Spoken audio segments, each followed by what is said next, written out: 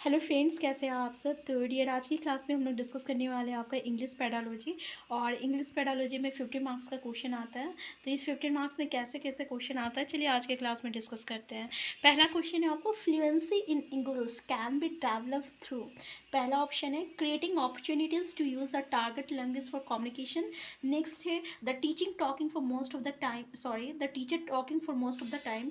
Next है the teacher being alert to spot the errors and correct them. Next, allowing student who are not confident to have the freedom to be quiet। अब बताइए यहाँ पे कि English fluency in English कब आ सकता है।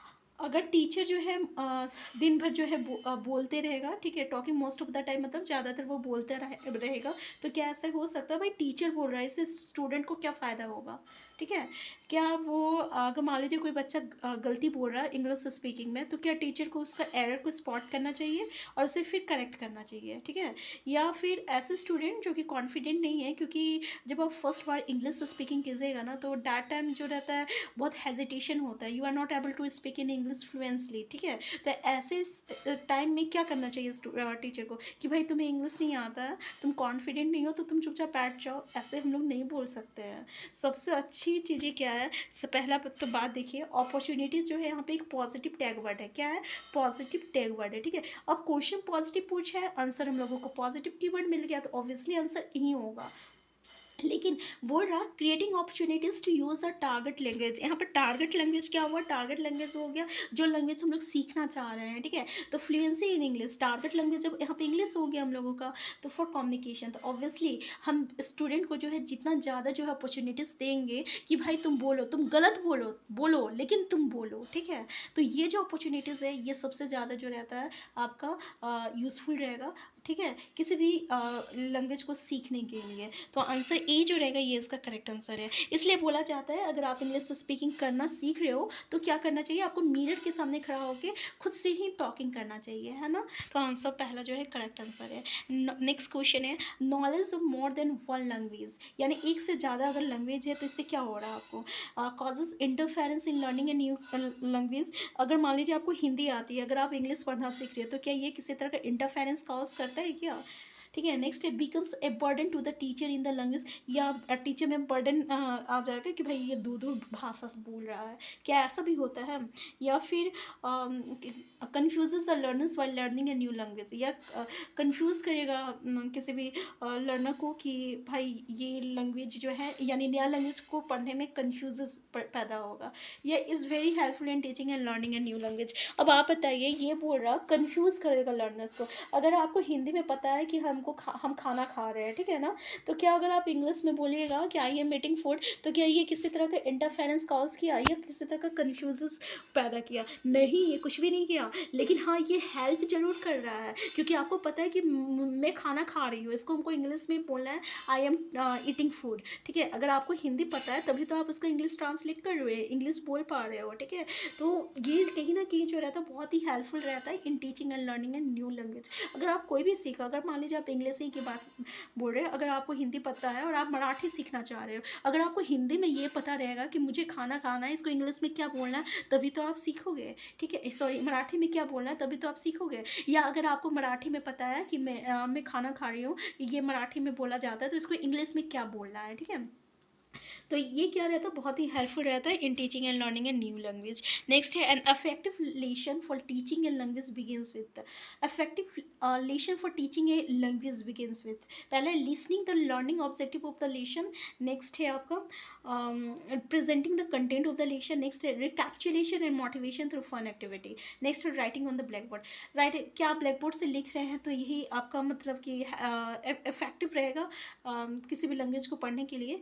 या सिर्फ आप सुन रहे हो कि क्या पढ़ना है क्या नहीं पढ़ना है, या आपका लेसन का क्या कंटेंट है, बस ये आप प्रेजेंट कर रहे हो। और यानी मोटिवेशन और रिकैप्चुलेशन मोटिवेशन जो है किसी भी फन एक्टिविटी के थ्रू, ये सबसे ज़्यादा हेल्पफुल रहेगा। आंसर थर्ड रहेगा। ठीक है, मोटिवेशन एक पॉजिटिव कीवर्ड है, अगर हमें पॉजिटिव कीवर्ड मिल गया यहाँ पे, ऑब्वियसली आंसर पॉजिटिव हो जाएगा। हमारा आंसर जो है यही हो जाए, आंसर जो है आंसर थर्ड हो जाएगा, क्योंकि क्वेश्चन पॉजिटिव पूछा है तो आंसर पॉजिटिव रहेगा और पॉजिटिव कीवर्ड हमें मिल गया है। ठीक है, तो आंसर थर्ड हो जाएगा हमारा करेक्ट करेक्ट आंसर। तो देखिए हमारा मोस्ट ऑफ द जो क्वेश्चंस रहता है ना पेडालॉजी का, या तो आप हिंदी पेडालॉजी की बात करें, इंग्लिश पेडालॉजी की बात करें, सीडीपी की बात करें, या आपका ईवीएस की भी कुछ हद तक पेडालॉजी जो रहता है, ये सब हमारा पॉजिटिव और नेगेटिव कीवर्ड्स से ही जो रहता है प्रॉब्लम सॉल्व हो जाता है, ठीक है। नेक्स्ट क्वेश्चन है some noise in the language class indicate indiscipline of learners. अगर मान लीजिए क्लास में तो हल्ला तो होता ही है ना, तो इससे क्या इंडिकेट हो रहा है कि जितने भी लर्नर है वो इनडिसिप्लिन है, मतलब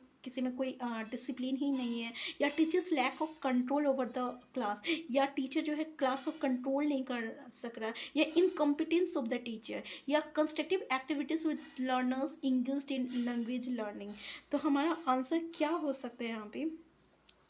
तो देखिए अगर ऐसा हो रहा है इसका मतलब क्या हुआ, इसका मतलब ये भी तो हो सकता है भाई कि लर्नर्स जो है किसी भी कंस्ट्रक्टिव एक्टिविटीज़ में इन्वॉल्व हो रहा है। क्योंकि अगर हम देखे होंगे हमारे क्लास में अगर कुछ एक्टिविटीज़ होती है, ठीक है ना, तो वहाँ पे बहुत ज़्यादा नॉइज़ क्रिएट होता है ना, क्योंकि कोई भी क्रिएटिविटीज़ जो होती है ना वो चुपचाप आदमी मुँह बंद करके नहीं होता है, ठीक है, उसमें जो है थोड़ा सा नॉइज़ जो रहता है वो क्रिएट होता ही है। इसलिए हमारा आंसर 4 हो जाएगा, क्योंकि मेनली जो क्लास होता है उसमें नॉइज़ नहीं होगा, ठीक है। लेकिन अगर किसी क्लास में नॉइज़ हो रहा है तो वो इस बात का इंडिकेट करता है कि कोई ना कोई कंस्ट्रक्टिव एक्टिविटीज़ हो रहा है, ठीक है, कोई ना कोई कंस्ट्रक्टिव एक्टिविटीज़ हो रहा है। कभी कभी टीचर नहीं रहता तो वैसे केस में नॉइज़ होता है, लेकिन अगर टीचर के रहते हुए अगर कोई नॉइज़ क्रिएट हो रहा है तो हमारा सबसे पॉजिटिव आंसर क्या हो जाएगा, क्योंकि कहीं ना कहीं जो है क्या हो रहा है, कुछ कंस्ट्रक्टिव एक्टिविटीज़ हो रही है। अब यहाँ पे देखिए क्वेश्चन पॉजिटिव पूछा है, आंसर भी पॉजिटिव होना चाहिए। कंस्ट्रक्टिव जो है एक तरह का पॉजिटिव कीवर्ड है। कैसा वर्ड है? पॉजिटिव कीवर्ड है,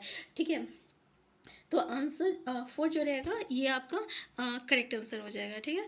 नेक्स्ट है आपका इंक्वायरी बेस्ड लर्निंग। फर्स्ट है आपका does not place the student in thought provoking situation. Next है इनकरेजेस क्वाइट लर्नर्स। नेक्स्ट है does not nurture creative thinking in students and allow learners to raise questions. तो inquiry based learning में क्या हो सकता है? इंक्वायरी बेस्ड मतलब inquiry होता है ना, किसी चीज़ का इंक्वायरी कर रहे हैं, हाँ ये क्या हुआ, कैसे हुआ, क्या हुआ, किसी तरह का अगर पूछताछ जो होता है तो ये क्या करता है, तो इसमें क्या करेगा लर्नर्स को कि वो सवाल पूछ सकता है, allow learners to raise questions. तो आंसर 4 हो जाएगा यहाँ पे। नेक्स्ट क्वेश्चन है आपका correct speech habits can be develop most effectively through. Correct speech habit कब कैसे हो सकता है? डिक्टेशन से हो सकता है, या प्रोनाउंसिएशन प्रैक्टिस से हो सकता है, या वोकैबुलरी प्रैक्टिस से होगा, या क्यूजेस से होगा। किससे होगा भाई?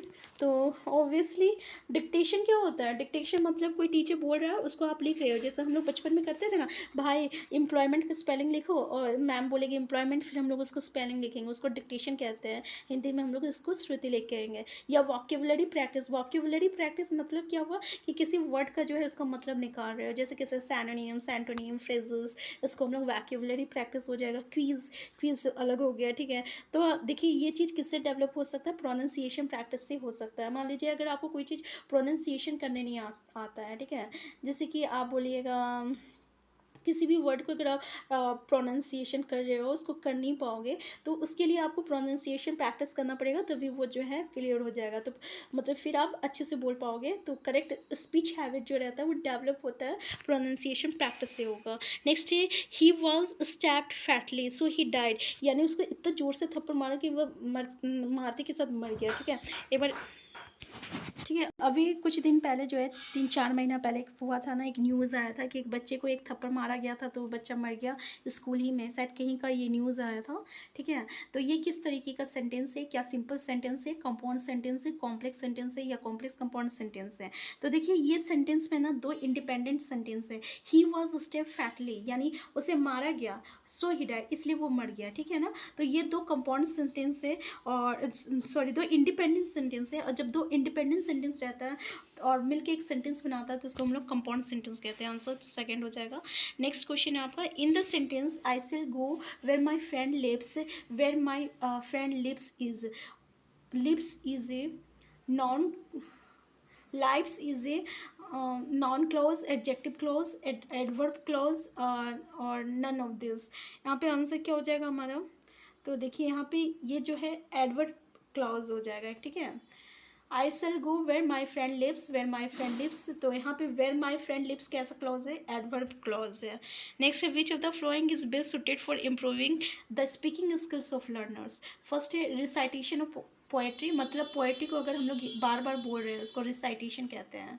तो नेक्स्ट है reading a prose and drama allowed, या किसी भी प्रोज और ड्रामा को बहुत जोर जोर से बोल रहे हैं, या ओरल लैंग्वेज ड्रिल हो रहा है, या debates and group discussion followed by role play, या डिबेट ग्रुप डिस्कशन हो रहा है जो जिसको हम लोग रोल प्ले से कर रहे हैं।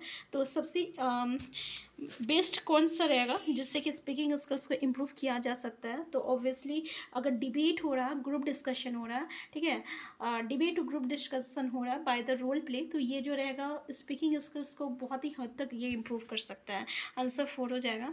नेक्स्ट है which one of the following is against the spirit of pedagogy of language? First है making connection to student lips lives. Next है aligning experiences to important outcomes. Next है making student appear in as many tests as possible. Next है designing experiences start and test students. तो यहाँ पे हमारा correct answer क्या होगा? देखिए against the spirit of pedagogy of language, which one of the following is against the spirit of pedagogy of language? यहाँ पे making students appear in as many test is possible, यानी जितना ज़्यादा वो test में अपने दे सके, ठीक है। तो आंसर 3 जो रहेगा ये इसका करेक्ट आंसर होगा। नेक्स्ट है introduction of comprehensive and continuous evaluation, जिसको हम लोग CCE कहते हैं, कभी कभी यहाँ से फुल फॉर्म भी पूछ लिया जाता है, तो इसको हम लोग कॉम्प्रीहेंसिव एंड कॉन्टीन्यूस इवेल्यूशन कहते हैं। पहला ऑप्शन है most reflective of the entire personality of a child. Next है complex by incorporating too many details. Next है vague exact rank of the student can not be found out. Next है more comprehensive to analyse the performance only in the scholastic areas. हमारा correct answer क्या होगा यहाँ पे? तो हमारा correct answer यहाँ पे क्या होगा? More reflective of the entire personality of a child, ठीक है। इंट्रोडक्शन कॉम्प्रिहेंसिव कंटिन्यूस इवोल्यूशन का has made the evolution system, सबसे ज़्यादा क्या होगा कि ये ज़्यादा इफेक्टिव रहेगा जो जैसे बच्चे हैं उसकी जैसी पर्सनैलिटी है उस पर ये सबसे ज़्यादा मतलब रिफ्लेक्टिव रहेगा। तो more reflective of the entire personality of a child, first जो है ये हमारा करेक्ट आंसर हो जाएगा।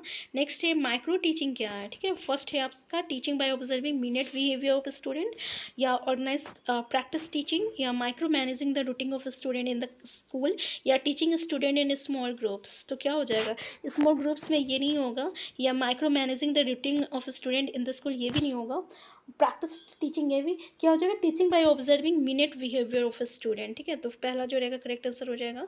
नेक्स्ट है constructivist approach to language teaching expects the learner to construct his own curriculum, क्या वो खुद का क्यूरिकुलम कंस्ट्रक्ट करे, या make learners prepare their own textbook, या वो खुद का टेक्स्ट बुक जो है प्रिपेयर किए, या हेल्प कंस्ट्रक्ट नॉलेज। सबसे बेस्ट आंसर क्या हो जाएगा कि अपने, देखिए ये पॉजिटिव सेंटेंस है, अपने एक्सपीरियंस के थ्रू अगर वो अपना नॉलेज गेन कर रहा है, अपना नॉलेज को क्रिएट कर रहा, कंस्ट्रक्ट कर रहा, उसको हम लोग कंस्ट्रक्टिविस्ट अप्रोच कहते हैं, ठीक है। तो आंसर 3 हो जाएगा। नेक्स्ट है child centred classroom is characterised by children sitting in the centre of the classroom. इसका मतलब क्या हुआ? चाइल्ड सेंटर्ड मतलब कि भाई स्टूडेंट को सेंटर में बैठा क्लासरूम में, क्या इसका मतलब ऐसा हो सकता है क्या? तो नहीं भाई, ऐसा तो नहीं होता है। नेक्स्ट है children teaching other children under the supervision of the teacher. इसका मतलब ये हुआ क्या कि चिल्ड्रन दूसरे स्टूडेंट को पढ़ा रहा है, चिल्ड्रन को पढ़ा रहा है टीचर के सुपरविजन में, तो ये भी नहीं होता है। Very passive teachers and active learners, तो बिल्कुल सही बात है। ये सबसे ए variety of learning activities for the learner, very passive teachers and active. यहाँ पे देखिए पेसिव और एक्टिव, एक्टिव लर्नर्स हो सकता है लेकिन वेरी पेसिव ये सही नहीं है। ये क्या बोल रहा है? Variety of learning activities for the learners.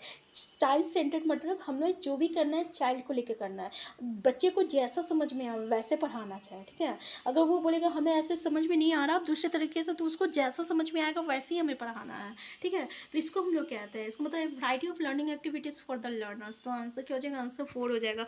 अभी जो न्यू एजुकेशन पॉलिसी है इसमें अगर बोला गया जाता है ना कि अगर बच्चे जो है सीख नहीं रहा है, तो इसमें बच्चे की गलती नहीं है, किसकी गलती है? इसमें टीचर की गलती है, क्योंकि आपको उसको समझा नहीं पा रहे। इसलिए अगर बच्चे नहीं समझ रहा है तो आपको क्या करना पड़ेगा? अलग अलग तरीके से उसे समझाना पड़ेगा, ठीक है। तो आंसर हमारा क्या हो जाएगा? आंसर 4 हो जाएगा। नेक्स्ट है sitting arrangement should be flexible so that children have the freedom to move their seats wherever they want. इसका मतलब क्या होना चाहिए कि बच्चे जहाँ चाहे वहाँ बैठ सकता है, ऐसा तो नहीं होगा भाई।